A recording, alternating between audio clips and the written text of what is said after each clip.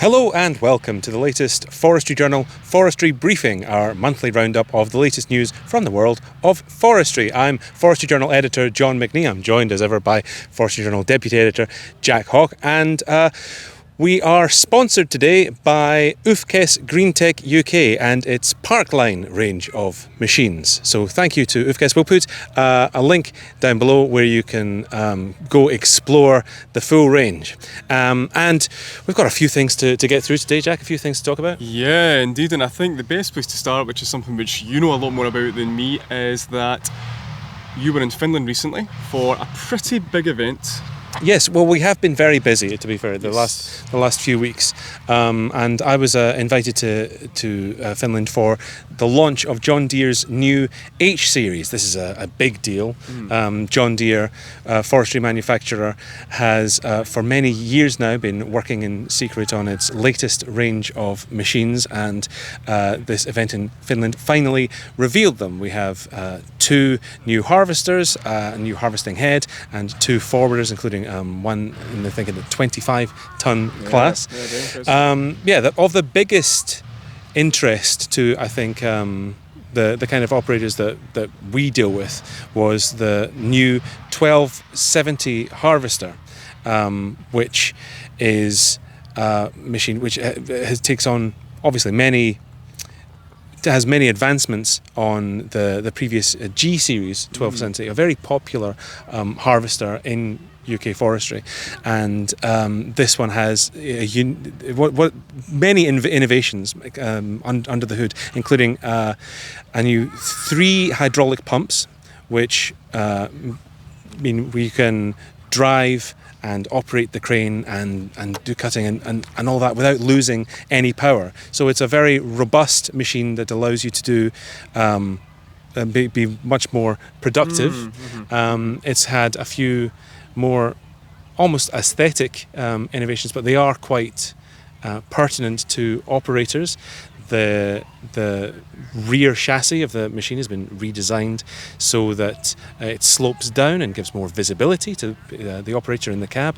They've changed the positioning of the engine and fan so that it's at the back. It makes life much more comfortable, less noisy, and overall people were very excited about it, talking about it as like the current 1270, but with the power of a 1470, which everyone's very excited about. A very, very, very powerful crane. In terms of the launch event, I mean, you were obviously there, you were in Finland, you got to see an awful lot, but what was the general feeling at the event? What were people excited about? What did people particularly like about these machines? Well, people were very excited about the look, the feel, the power that is being promised. The moment in the room when there was a kind of a gasp and a murmur, almost like a film, was when John Deere announced that they were going to have a maintenance interval or a service interval of 1,000 hours. You can go from one service to the next 1,000 hours, which is huge, which has huge implications for harvesting contractors. Nobody wants a machine to be parked up. No one wants to lose out on time, and that's a big deal. People also liked little features like the fact that the diesel and AdBlue outlets, that's all in the one place, easily accessible. From the side of the machine, just lifting up a little panel.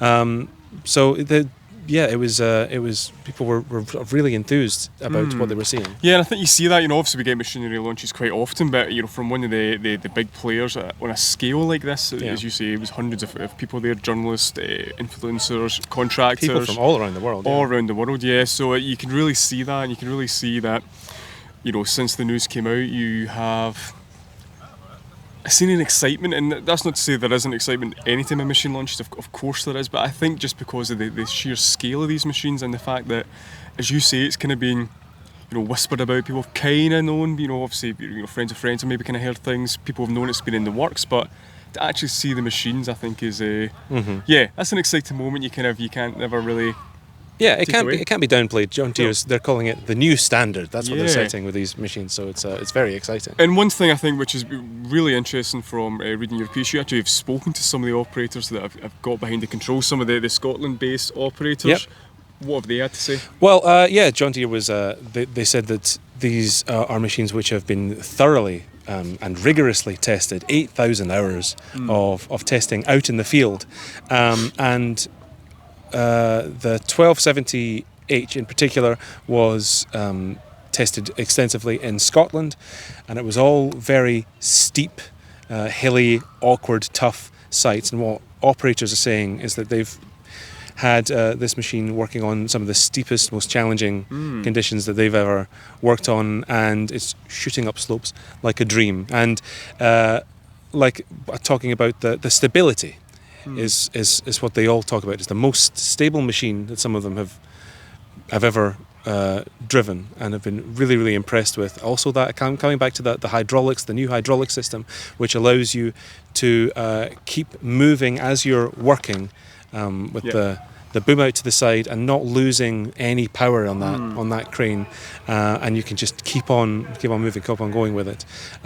So everyone that I've spoken to has been very impressed and very much hoping that they eventually get to work in one full time themselves. I also, when I was in Finland, I went to visit the John Deere factory, and where they are now, already in production of the new models. I think the forwarders are going to be on sale perhaps at the end of this year, if not at the start of next year, but the harvesters are on sale now. They're taking orders now, and we did see one sitting outside the factory, ready-made, beautiful, pristine condition, ready to be shipped. We heard to a customer in the UK, and I don't know who that is. But if you're watching and you want us to come visit and get get the story, the lowdown on you being the first person in the UK to have a new 1270H, then please do get in touch and let us know. Yeah. And for anyone who wants more details than I'm offering in this very brief roundup, you can find all of the full story in the latest issue of Forestry Journal magazine, which this month, the May issue, was sponsored by Rainbow Professional, the tree shelter producer, and have a lot of who've on the inside as well have a lot of information about their the Rainbow Spiral tree guard and its sustainability. So yeah, take a look at that while before taking a read of the full feature on Forestry Journal, which is again in the May issue, and I believe at our website at the moment. Yes, it's there, and you can read as I say that reaction from the operators too. But we probably should move on, because time is ticking on to our next topic of the month, and this is one you might some may consider the good news, some may consider bad news. I suppose it kind of falls somewhere in between that bracket. And that is the news that recently we had a £4 million investment, a new £4 million investment in the Forest Research Alice Holt Research Station in, I believe it's in Surrey, but I can't quite remember off the top of my head right now. But anyway, that is essentially the epicentre. That's the hub where Forest Research brightest and best explore the many pathogens and pests that are threatening the UK's trees, which is the kind of bad news. But the good news is maybe this is a sign that we are hoping this is going to be a sign of trying to get progress in terms of tackling that. So this money, just very brief, this money, what that has done, it's doubled the capacity of the existing lab at the Alice Holt. Now, that's actually still relatively new in itself, the Alice Holt Research Hub, just a couple of years since it was built, since it was established, but the money is specifically, and what this lab does specifically, is look at disease-spreading beetles affecting the UK's trees. Obviously, your Ips topographus, a longhorn beetle, those sorts of things, which could potentially, Ips mainly more than a longhorn beetle, but those things. Emerald ash borer. Yes, exactly. And I'll get onto that in a second, because obviously that's not necessarily in the UK yet. But it's these beasties which unfortunately are the reason many foresters maybe don't sleep so well at night, because they can be devastating. So it is a sign certainly that investment which is needed to tackle great threats to the UK's trees is at least it is there. So that is a good step. And it's interesting hearing what the money is going to do, because £4 million we don't. Depending on where that money is put into what industry, it can be. That can be a huge amount of money. That can be a very small amount. But doubling the capacity of the lab, which looks at particularly at. Because in the Alice Holt, it's sort of spread. You've got one lab which is the one lab which is pathogens, one lab which is more sort of pests, as I understand it. But the concerning thing, I suppose, with all of this is why are we having to double the size of the? Why are we having to spend this money? That's what I mean. It's kind of good news. It's kind of bad news. And actually, one fact kind of came out from the release which announced this news is that in the last year, the tree alert system, which Forestry Commission runs across the UK, had 2,350 instances of tree pests and disease being found in the UK, and that's Scotland, Wales and England, so it's quite a significant number. Now, we've spoken on this briefing before, it's not going to be new to many people watching this, but of course we have instances of IPS being found in various parts across the UK. Yes.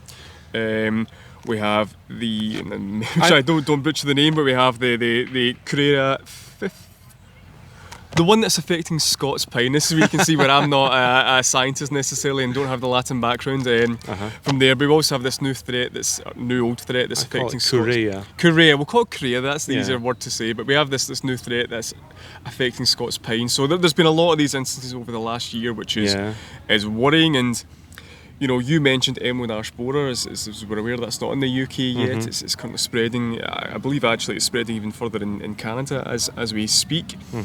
But this money will be used, as they say, to kind of explore pests which aren't quite here yet. Emerald ash borer, which was one which was name dropped. Now we hope it never comes, but sometimes these things are inevitable. So we'll see what happens there. But certainly that's hopefully a protection against it. Oak processionary moth, considering to proceed out of across the country. Yep. I suppose a lot of those tree alerts will be in reference to ash dieback, probably. Potentially, yeah. And larch, perhaps, as well. Yeah. There's just so many. That's the thing. When you start thinking about how many tree pests and pathogens the UK faces currently, I mean, it's stacking up. The list is not getting any shorter, isn't it? No, it's not, because we even have talks, and again, it's Latin, but Zillela, the one that's affecting the. It's written here, which doesn't really help you watching at home, but Cyprus, is it? It's one. Yeah, fastidiosa, which is affecting olive trees on the olive continent, trees. And again, I might even put this in a wee bubble up there so you can actually see what it is rather than my terrible Latin butchering it. But bottom line is, this is a disease, or a pathogen rather, which is it's a sign of when, not if, when it comes into the UK. So, we know there are things which are out there on the continent, out there probably in North America, which aren't here yet, but maybe in the future. So this is why it's so important. And in fairness to Forest Research, in fairness to Forestry Commission, we have seen signs that we have seen investment. It has been there, but I guess the question is, and this is probably not necessary for us to answer there, is if that investment has come too late, if that investment has been in the right places. Are the steps being taken the right ones? I probably need people more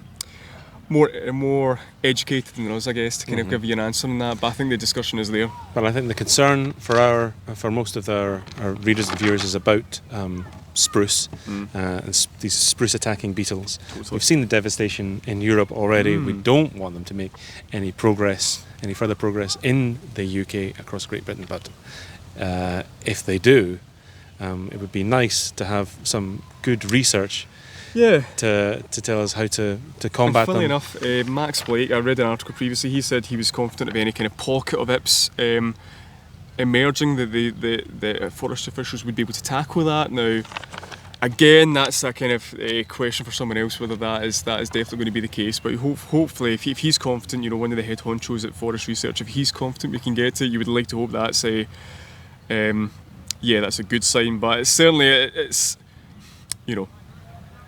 they can be quite hard to stop, these pests and pathogens. That's the thing. Like, no matter, it's open ground, it's open space. You're dealing with the public walking, the potential spreading things too. So sometimes it's actually impossible to stop the spread. It's what we do when it's here. So bottom line is that investment is hopefully a good sign. We'll have further details on that in the June issue of Forestry Journal, and as usual, if you want to read more about pests and diseases, we always have a story or two in the latest issue. We definitely definitely have one, I think, from Dr. Terry Mabbitt. On that one which I can't pronounce. On the one you can't pronounce. Ends with an X. Which is the latest in the latest issue. So yeah, please do check that out to keep informed. Yeah, and I think let's maybe just move on just briefly, because obviously we're at Westonbirt right now for the ARB show, and I think there may be a storm coming, hence why we're filming this now. But Yes. fingers crossed, we'll see. It might just hold off. So let's maybe just end on some good news. Yes. And that is the news, exclusively announced in Forestry Journal in his monthly APF diary by Ian Milward, the exhibition secretary at APF, that the UK Forwarder Driving Championship is returning to the event this year. Now, Jack, what is the UK Forwarder Driving Oh my god, I Championship? don't think I was going to have to explain it, but it's a way to determine the best forwarder operator in the UK. That really is as simple as that. There's not much to it now. This has come about thanks to support by Richard Court Engineering and Coombs Forestry, which is essentially joined forces with the APF, and they oversee the event. We don't necessarily know the machines that the forwarder which will be there. That's going to come out in time. But one thing which Ian did confirm is that the space is going to be bigger than it has been in previous years when this event was held at APF. He said it's a 90 by 60 metre area, so quite a decent area to see who the best forwarder driver is in the forwarder operator is in the UK. And let's be honest, we all know it's not new. Ian's also addressed this in his columns before that. There are complaints, there are murmurs about a lack of working machinery at APF, or a lack of forestry-focused machinery at APF. That's something we can't ignore, and nor has Ian. But this is just great. This is exciting, because you're going to actually see, and not just working machinery, you're going to see, actual day-to-day operators getting to see who's best. Yeah, and hopefully with a bit of style, a bit of flash about them. Yeah. And they're not like professional athletes, or at this stage, but we hope that they bring that kind of attitude to it. Yes, yeah. Why not? A bit of flair, why not? Let's get there. Let's have a bit of a... Yeah. We'll have you there with flair, won't we? Always. So for anyone who doesn't know, the APF is the biggest forestry show in the UK. It happens every 2 years, and for the last few incarnations, it has not had a big forwarder driving championship. The last time we were there, it did not. I was sure when it last had it. But we know that it's going to be a huge draw, and we're already looking forward to it, aren't we? Yeah, excited. No, we can't wait. So yeah, APF takes place between the 19th and the 21st at the Ragley Estate in Warwickshire. So yeah, we'll be there. We're excited. One of many things that are going to be happening there, and we definitely encourage you to get your tickets booked and to get down there to attend the show, to check out everything else that's going to be there, and not least of all, we're going to be there. So if you ever wanted to meet the team behind these videos and tell us everything we say is nonsense, then that's your chance. Come up face to face. In person. John's the editor, so pass all complaints on to him. Yep, for my sins. But yeah, so I think that for this edition, before the rain starts, because it looks like it might be on its way, I think we'll call it there. And Jack, thank you very much for joining me as ever. Thank you all for watching, and please do join us again on the next Forestry Briefing next month. One more time I'll say a word for Ufkes Greentec UK. Check them out down below, and thanks again.